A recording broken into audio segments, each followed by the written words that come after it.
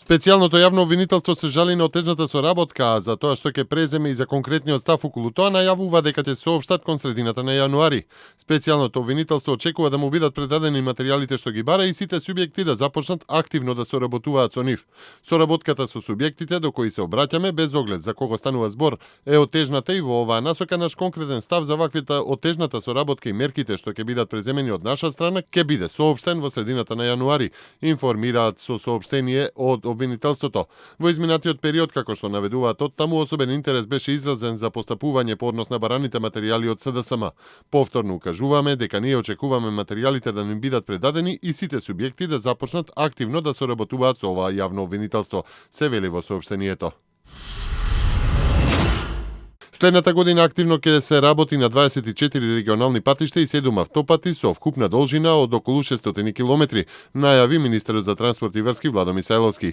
На презентацијата на отчетот за сработеното со над 200 реализирани или почнати проекти, подпроекти и услуги, Мисајловски оцени дека 2015-та била најуспешна година на Министерството за транспорт и врски, која ќе се памети по најголемите инвестиции во овој ресор.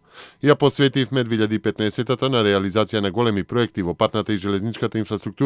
Достигнавме рекордна бројка на превезени патници низ двата аеродроми, овозможивме нови авионски линии до европските метрополи, нови рокови за легализација на диво изградените објекти, рече Мисајловски. Следната година ќе продолжиме со уште по засилено темпо, бидејќи ќе започнеме изградба на 5 експресни патишта и рехабилитација на уште 6 регионални патишта, што значи вкупно следната година активно ќе се работи на 24 регионални патишта и 7 автопати со вкупна должина од околу 600 километри.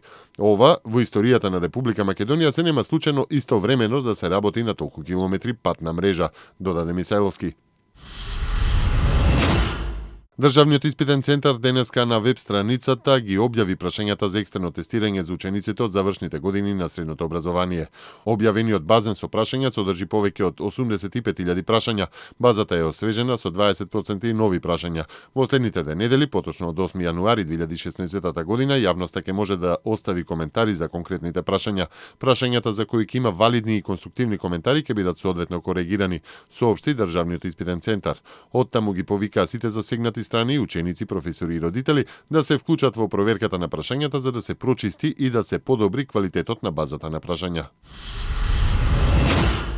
Стапката на сиромашни лица во Република Македонија минатата година изнесуваше 22,1%, што е намалување за 2,1% во однос на 2013-та и за 4,1% во однос на 2012 година, соопшти Државниот завод за статистика. Стапката на сиромаштија е најголема кај домаќинството со 2 возрастни деца и со 3 и повеќе издржувани деца и изнесува 51,1%.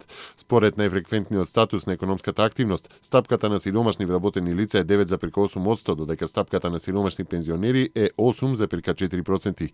Джини коефициентот, односно мерката за нееднаквост во распределбата на приходите изнесува 35,2%, соопшти Државниот завод за статистика.